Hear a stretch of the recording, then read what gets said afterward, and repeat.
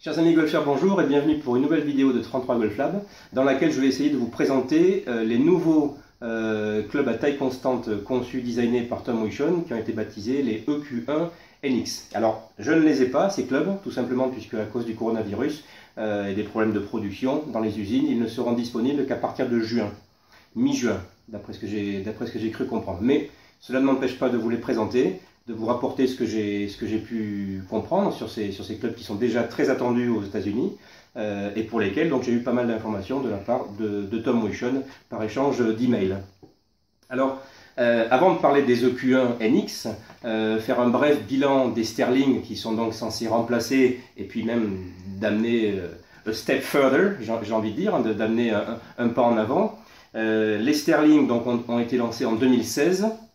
Ont été un succès mondial incontestable. Alors je n'ai pas réussi à me procurer les chiffres de vente.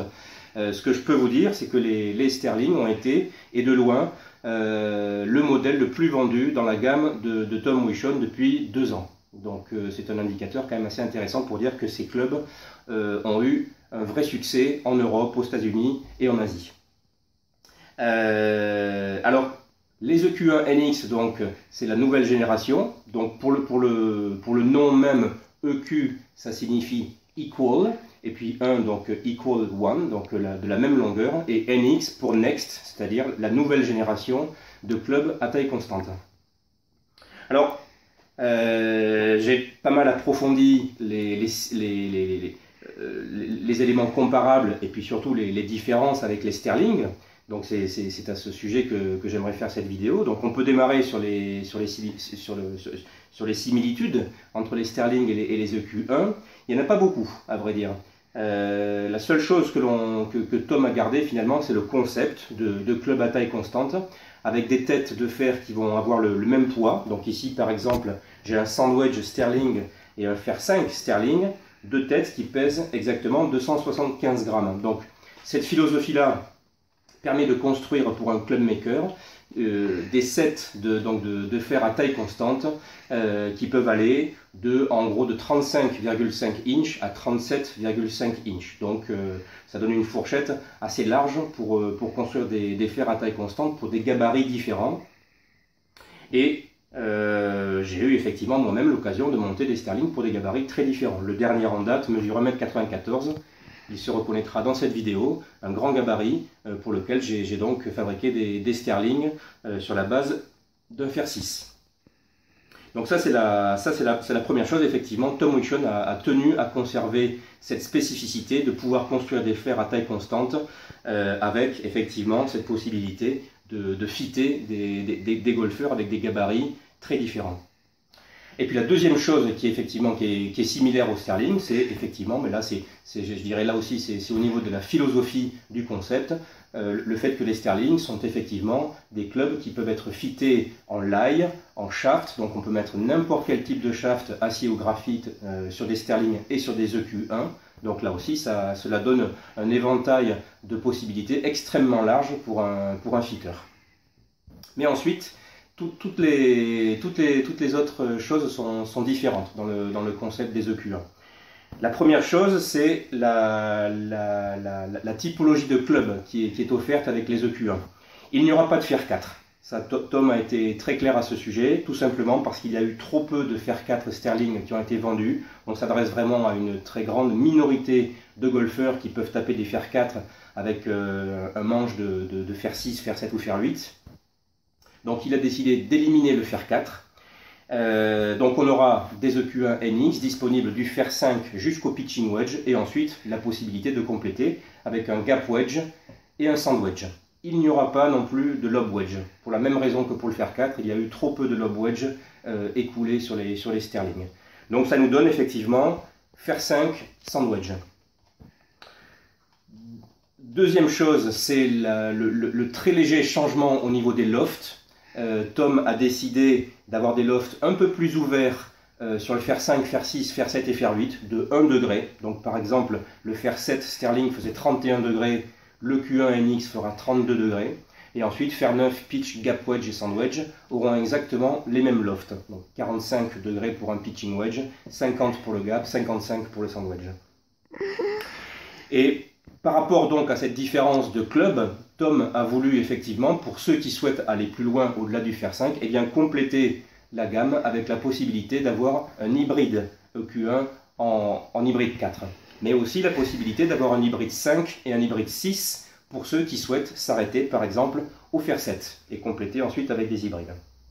Et puis on y reviendra, enfin, la possibilité de construire des bois, bois 3, bois 4, bois 5, bois 7, à taille unique, j'y reviendrai tout à l'heure. Je reviens au fer et leurs différences avec les Sterling. La grande différence de concept sur laquelle Tom s'est attaché, c'est vraiment au niveau de la construction de ces têtes.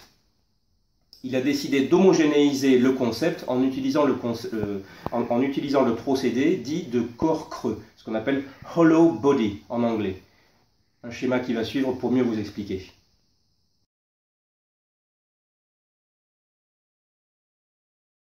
Donc, ce hollow body permet quoi? Eh bien, il permet trois choses. La première chose, c'est d'augmenter le moment d'inertie de la tête. Pourquoi? Puisque tout simplement, les poids vont être répartis en périphérie de la tête. Donc, ça, c'est une première amélioration, puisqu'on sait qu'une tête de fer ou de bois, peu importe, hein, une tête de club de golf qui a un plus grand MOI, moment d'inertie, eh bien, a une plus forte résistance à la rotation sur des coups décentrés. In fine, vous aurez donc sur des coups décentrés une moindre dispersion de vos coups. Donc ça, c'est un premier gain permis par les EQ1. Le deuxième gain, sur lequel aussi Tom a travaillé, puisque ça fait plus d'un an et demi qu'il travaille déjà sur les EQ1, c'est l'homogénéisation du bruit à l'impact. Effectivement, sur les Sterling, une des remontées des golfeurs, c'était que entre les faces dites avec un fort coefficient de restitution, donc les fer 4, fer 5, fer 6 et fer 7, et ensuite les petits fers 8, 9 pitch, etc., il y avait une grande différence de son qui était due effectivement au fait que d'un côté on avait des faces trampolines et de l'autre des faces conventionnelles. Et bien le fait d'avoir un corps creux permet d'homogénéiser le bruit à l'impact et donc d'avoir des sons très très proches selon Tom. Je ne les ai pas essayés donc je ne peux pas vous le dire à 100%, mais c'est ce qu'il m'a raconté. Enfin, la troisième chose que permet de faire un corps creux, c'est de travailler très précisément les centres de gravité de la tête. Et on le sait, un des problèmes, entre guillemets, des Sterling, c'était que sur les longs fers, fer 4, fer 5, fer 6, il y avait une tendance à avoir des trajectoires de balles un petit peu basses, voire trop basses pour certains golfeurs. Et sur les clubs avec des lofts plus élevés, des trajectoires de balles un peu trop hautes. Le fait d'avoir un corps creux permet de positionner beaucoup plus stratégiquement les centres de gravité. Donc, pour résumer, très bas et très en arrière sur les longs fers, très haut et très en avant sur les petits fers, afin d'homogénéiser là aussi les trajectoires de balles. Autre élément sur lequel Tom s'est attaché aussi, puisqu'il y a eu des remontées de golfeurs dans ce sens-là, il a homogénéisé ce qu'on appelle l'offset d'un club de golf. L'offset, c'est l'écart qu'il y a, je vais me rapprocher, c'est l'écart qu'il y a entre le centre du shaft et ce qu'on appelle le leading edge, la face avant du club. Donc un offset se mesure en millimètres, et sur les Sterling, il y avait, comme dans les séries traditionnelles, un offset progressif, c'est-à-dire qu'il y avait beaucoup plus d'offset sur le fer 4 par exemple que sur le pitching wedge. Ça allait, je crois de mémoire, de 5 mm à 2,5 mm. Sur les EQ1 NX, tous les fers auront le même offset de 3 mm. Ce qui fait qu'à l'adresse, quand on se positionnera à l'adresse, on aura là aussi davantage l'impression d'avoir exactement le même club entre les mains. Nouveauté également, Tom a travaillé sur de nouveaux matériaux. Donc sur les longs fers, il a gardé le principe bien sûr des faces trampolines. Alors sur les Sterling, c'était un matériau qu'on appelle le HS300, qui est un métal très dur qui permet d'avoir une face fine pour un effet trampoline. Sur les EQ1 NX, le nouveau matériau s'appelle le Custom 455, qui a les mêmes propriétés que le HS300, mais sans doute avec des vibrations un petit peu différentes là aussi. Et sur les petits fers et sur le corps, ce qu'on appelle le corps des têtes, il a choisi d'aller sur un matériau qui est très répandu sur les fers, qui résiste très bien à la corrosion, qui est assez doux, qui s'appelle le 431 SS, c'est-à-dire Stainless Steel, acier inoxydable. Et enfin, la dernière différence avec ces EQ1 NX pour les fers, c'est la semelle des fers qui a été revue par Tom. Il a souhaité avoir des semelles un peu plus arrondies, et des bounces légèrement supérieurs. Donc sur les Sterling, par exemple, on avait des bounces de 4 ou 5 degrés. Ici, on aura plutôt des bounces de 5 ou 6 degrés, jusqu'à 12 degrés pour le sandwich. Voilà, donc pour ces différences avec les Sterling. Alors, je conclurai 2 mots avec les hybrides et les bois EQ1 NX. Alors les hybrides, donc il y aura le 4, le 5 et le 6 qui vont permettre de fitter des golfeurs qui souhaitent par exemple s'arrêter au fer 7 ou au fer 6.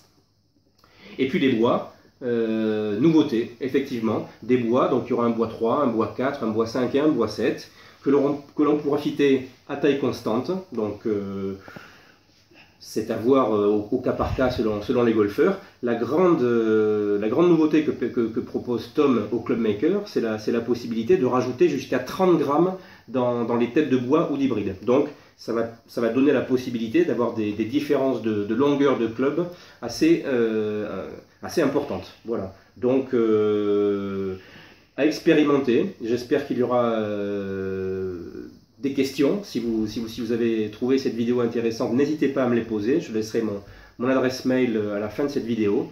Et puis je vous propose une nouvelle vidéo très bientôt sur le thème de l'équilibrage des clubs, sur le moment d'inertie, le swing weight, des notions très intéressantes et très importantes dans l'équipement de golf.